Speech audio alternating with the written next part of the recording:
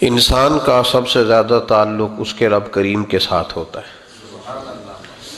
اللہ تبارک و تعالیٰ کی طرف سے اسے نعمتیں ملتی ہیں، رب کریم کی طرف سے اس پر عطائیں ہوتی ہیں۔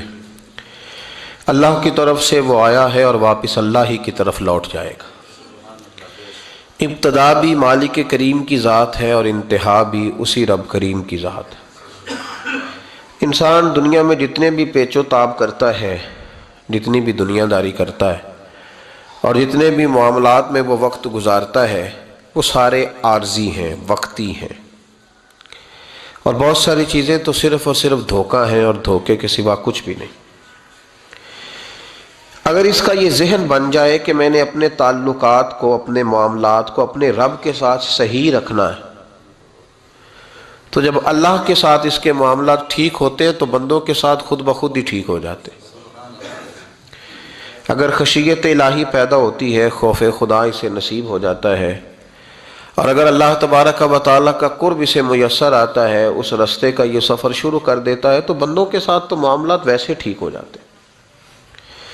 اس لیے کہ جب اللہ سے ڈرے گا، نہ دھوکہ کرے گا، نہ فریب کرے گا، نہ جھوٹ بولے گا، نہ کسی شخص کے ساتھ بددیانتی کرے گا، جب اللہ کے ساتھ اس کا تعلق ٹھیک رہے گا، اور جب یہ اپنے آپ کو آزاد سمجھے گا نا کہ میں ہوں اور میں ہی ہوں اور میں نے ہی چلنا ہے، تو پھر یہ اپنی مرضی سے معاملات کو چلائے گا تو خرابی پیدا ہوگی۔ اللہ تبارک و تعالیٰ کے ساتھ انسان کا جو رشتہ ہے، اس میں انسان کی کچھ کمزوریاں آڑے آتی ہیں، گناہ ہو جاتے ہیں، غلطیاں ہو جاتی ہیں۔ ان غلطیوں کے بعد اپنے رب کریم کے ساتھ اپنے تعلق کو مضبوط کرنے کے لیے اللہ رسول نے جو ہمیں وظیفہ دیا اس کو استغفار کہتے ہیں۔ استغفار ویسے اس کا لغوی معنی تو ڈھانپنا ہوتا ہے، یہ غفر سے بنا ہے، لیکن اس کے اصطلاحی معنی یہ ہے کہ جو گناہ انسان سے ماضی میں ہو جائیں ان سے معافی چاہنے کا نام استغفار ہے۔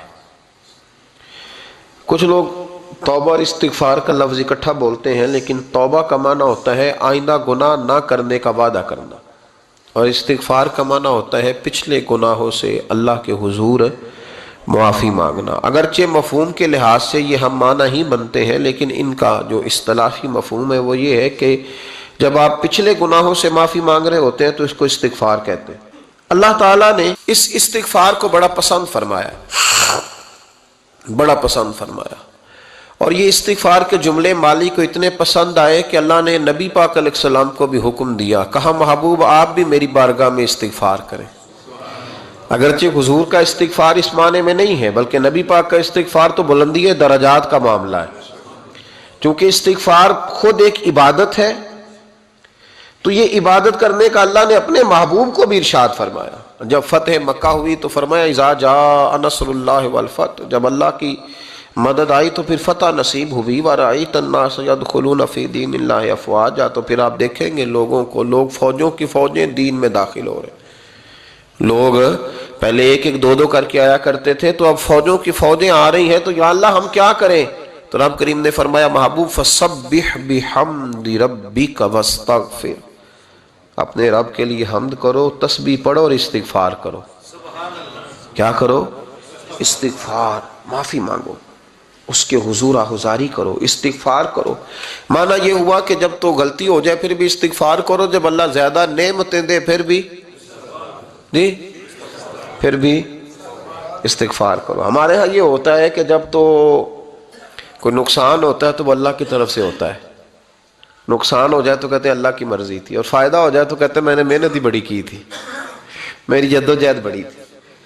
ایک بچہ ایک دفعہ میرے پاس کہیں انٹرویو کے لیے جا رہا تھا، تو دعا کرانے آیا، کہنے لگا میں نے وہاں جانا ہے، دعا کیجئے گا اللہ تعالیٰ کامیابی دے۔ میں نے دعا کی، کچھ اس کو پڑھنے کو بتایا، لیکن کامیاب نہ ہو سکا، لوٹ آیا۔ تو میں نے پوچھا کہ کیا بنا؟ کہنے لگا حضرت صاحب بس اللہ کی مرضی تھی، اللہ کی مرضی تھی۔ پھر ایک دفعہ گیا تو نہ کہا اللہ کی مرضی تھی، تیسری دفعہ گیا کامیاب ہو گیا۔ تو بھئی اب کیا بنا؟ کہنے لگا جی جب میں داخل ہوا تو اس نے جاتے ہی مجھ سے پوچھا سب سے پہلا سوال یہ کہ تمہیں جنرل نالج کی بھی کچھ معلومات ہے یا شعبے کے آدمی ہو؟ تو میں نے کہا جناب پوچھئے۔ تو انہوں نے پاکستان کا حدود اربہ پوچھا تو میں نے فٹافٹ بتا دیا۔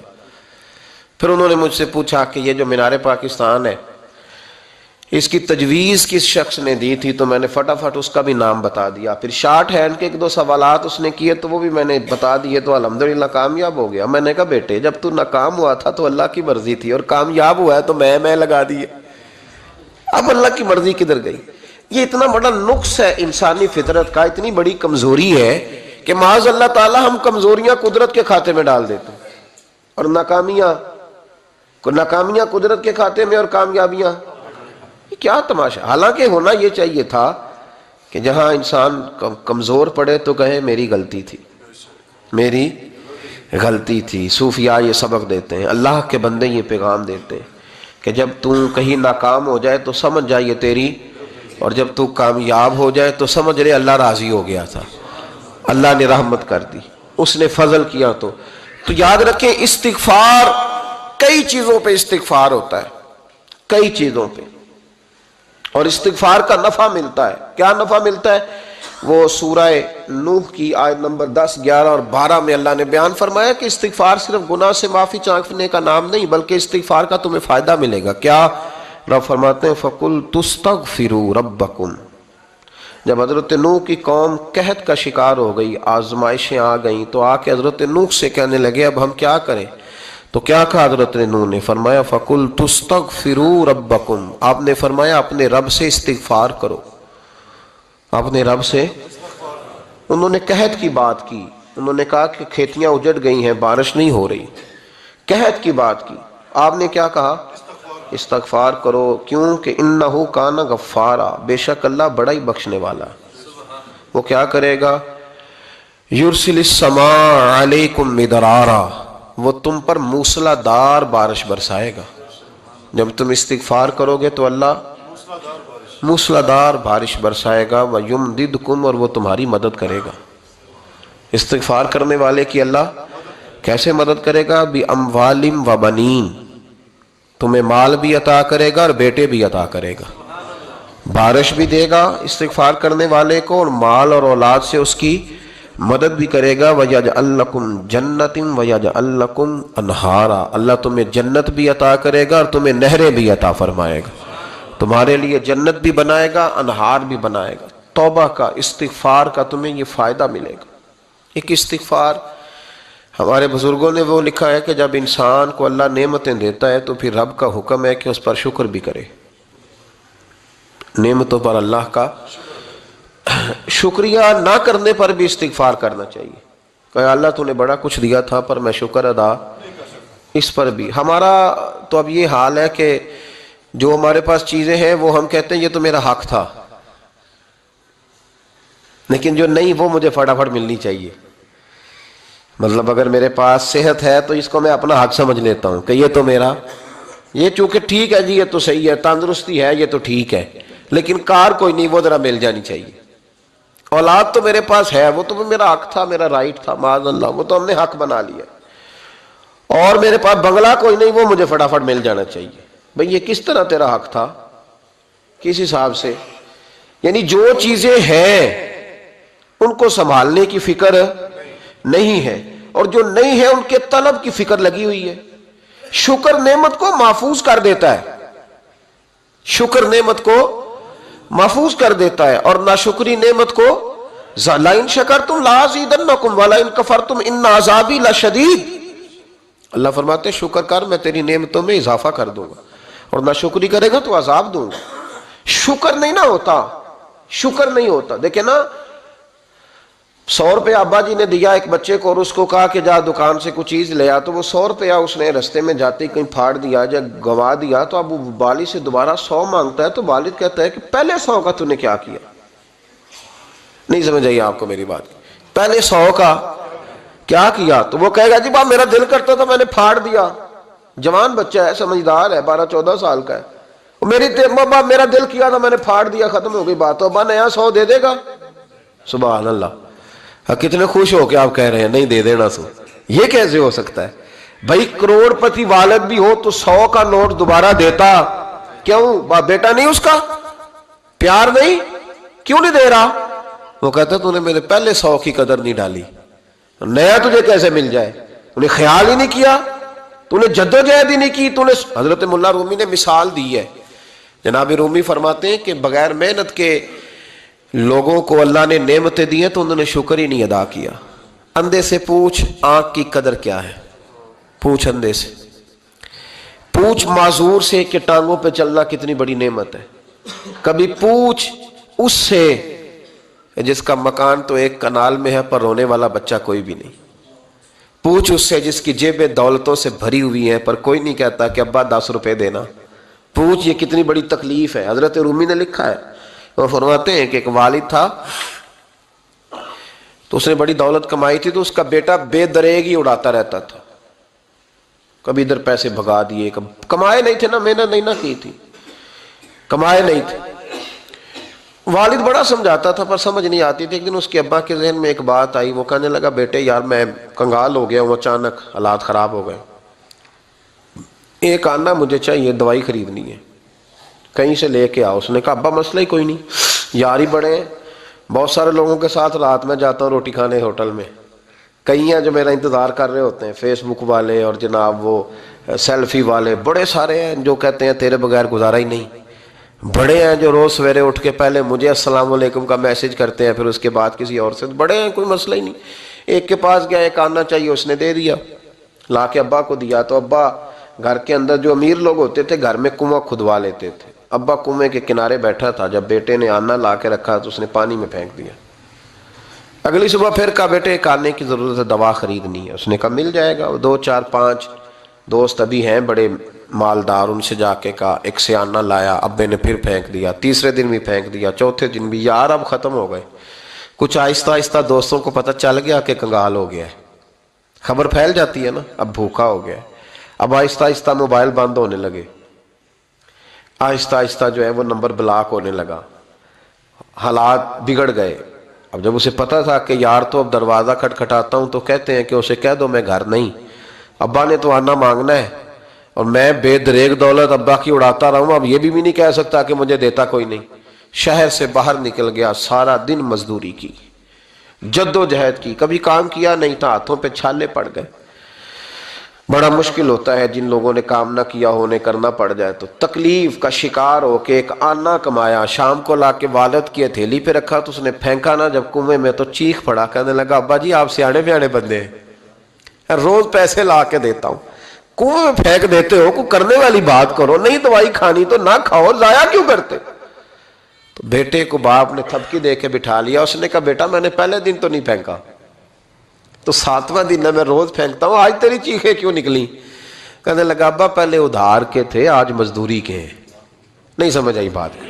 پہلے بولیے اور آج میری محنت ہے، مزدوری ہے، جد و جہد ہے. تو والد کہنے لگا بیٹے یہی میں تجھے سمجھانا چاہتا تھا، وہ میرے بھی محنت کے ہیں جو تجھ روز یاروں کو کھلا آتا ہے، وہ میں نے بڑی جد و جہد سے جمع کی ہے، میں کنگال نہیں ہوا، صرف تجھے سمجھانا تھا.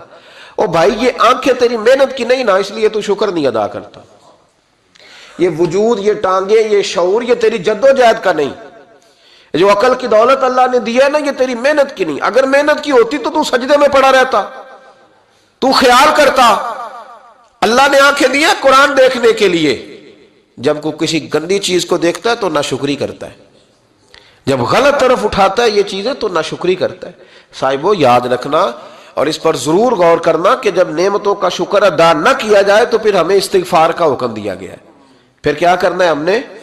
استغفار کا، یا اللہ ہم تیری نعمتوں کا شکر ادا نہیں کر سکے تو ہمیں معاف فرما دے، تو ہم سے درگزر فرما، معاف فرما. ایک استغفار اس بات کا ہے کہ دیکھیں نا، یہ رسول پاک علیہ السلام کا فرمان ہے، یہ حدیث امام راضی نے لکھی ہے، اور نبی پاک کی فرمان کے لحاظ سے جو چیز ہمارے سامنے آئے نا اس پر ہماری آنکھیں بھی کھل جانی چاہیے، دل بھی کھل جانا چاہیے کہ کوئی خاص ہی بات تھی جو حضور نے بیان فرمائی صلی اللہ علیہ وسلم. سرکار دو عالم علیہ السلام نے فرمایا ایک آدمی نے 500 سال بغیر ریاکاری کے اللہ کی عبادت کی. کتنے سال؟ 500 سال. 5 سال نہیں ہوتی بغیر ریاکاری کی. تہجد پڑھنے والا جب تک 6 لوگوں کو بتا نہ دے تہجد پڑھی ہے، اتنی دیر تو تہجد آگے بڑھتی نہیں. کم از کم 6 بندوں کو پتا ہونا چاہیے. اور میرے جیسے حاجی نمازیوں کا تو دل کرتا ہے کہ وظیفے پہ بندہ رکھا جائے جو تعریفیں کرے صبح و شام. حاجی صاحب کی کیا بات ہے، حضرت صاحب کی وظیفہ دیں گے اس کو مہینے کا، وہ تعریف کرے کھول کے کہ آپ کی بڑی بات. یہ مرض ہے، تعریف سننا نا یہ بیماری ہے، اس نے جھوٹ کو جنم دیا ہے، بہت بڑا مرض ہے۔ حضرت سعدی نے اس پر بہت بڑے مقالہ جات لکھے ہیں اور فرماتے ہیں یہ مرض کچھ لوگوں میں بہت زیادہ ہوتا ہے۔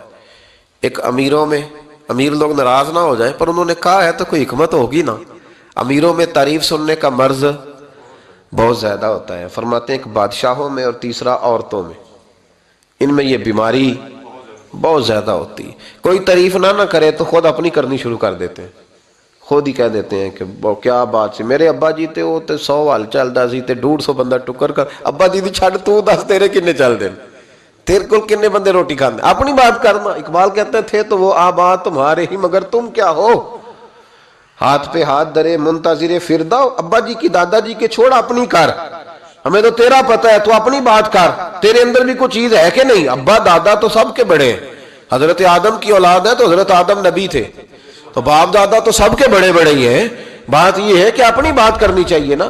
تو یہ بیماری ہے، یہ نقص ہے۔ 500 سال بغیر ریاکاری کی عبادت، اور بیان میرے نبی کریم علیہ السلام فرما رہے ہیں 5، بولیے، یہ بہت بڑا مسئلہ ہے، دکھاوا نہ ہو، ریاکاری نہ ہو۔ ہم مجالس میں جاتے ہیں نا جناب، محافل میں، تو لسٹ ملتی ہے، یہ چودھری صاحب نے صدارت ہے، انہوں نے خصوصی تعاون کیا ہے، تو یہ فلانے صاحب ہے تو ان کا بھی نام لینا ہے۔ تو میں کبھی کبھی کہہ دیتا ہوں کہ یار آپ نے تو کہا تھا یہ نبی پاک کی تعریف کی محفل ہے، اور یہاں آپ نے لسٹ لگا دی ہے پوری تعریف کرنے والوں کی۔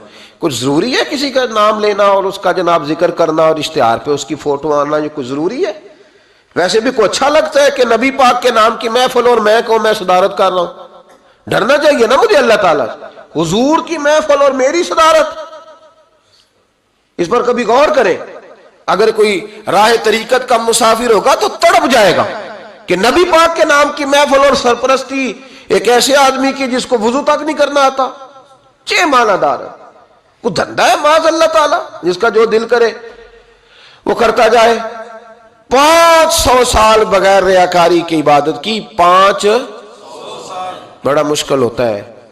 حضور فرماتے ہیں یہی بندہ جب اللہ کے حضور کھڑا کیا جائے گا تو رب کریم اس سے کہے گا کہ چلو اس کو میرے فضل سے جنت میں لے جاؤ، تو عرض کرے گا مالک فضل تو ٹھیک ہے پر 500 سال لگائے ہیں میں نے، 5۔ وہ مولوی صاحب میری طرح کے بیچارے جو امام مسجد ہوتے ہیں نا، تو وہ بھی کہتے ہیں جب میں آیا تھا تو 30 بچے تھے مسجد میں، اب 80 ہو گئے۔ اور بھائی یہ بندوں کو بتانے کی کیا ضرورت ہے، یہ تو اللہ کی رضا کے لیے ہے نا، تو چھوڑ اس میں اتنا تذکرہ کرنے کی کیا حاجت۔ 500 سال جس نے لگائے، بول پڑا یا اللہ 500 سال لگائے اور تو کہتا ہے کہ اس کو میرے فضل سے لے جاؤ، تو رب کریم نے فرمایا چلو کوئی نہیں، پھر انصاف کر لیتے ہیں، الٹی آنکھ کی روشنی نکال کے ترازو کے ایک پلڑے میں رکھو اور 500 سال کی بغیر ریاکاری کی عبادت دوسرے پلڑے میں رکھو۔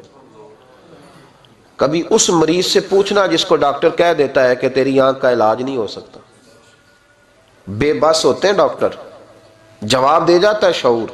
پوچھ کبھی اس شخص سے کو کہتے ہیں بس جناب اب آپ اپنی آنکھیں موجود ہونے کے باوجود آپ دیکھ نہیں سکتے، اتنی موٹی آنکھ لگی ہوئی ہے، لیکن روشنی اللہ چاہے تو دیتا ہے، نہ چاہے تو نہیں دیتا۔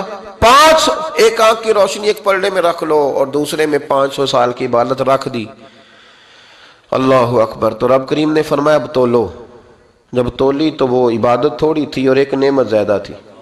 اللہ نے فرمایا یہ تو بھائی اس کو تو 500 سال دیے تھے، یہ تو ایک نعمت کا شکر نہیں ادا کر سکا، پکڑو اس کو دوزخ میں ڈالو۔ ایک کر کے کیا آیا ہے، پکڑو جہنم میں ڈالو، اس کو لے چلو۔ ترمذی شریف کے لفظ ہے، نبی پاک نے ہمیں سمجھایا اور ایک جملے میں ساری بات ختم کر دی۔ حضور فرمانے لگے تو اللہ کی تھوڑے دیے ہوئے رزق پہ راضی ہو جا، وہ بھی تیری تھوڑی عبادت سے راضی ہو جائے گا۔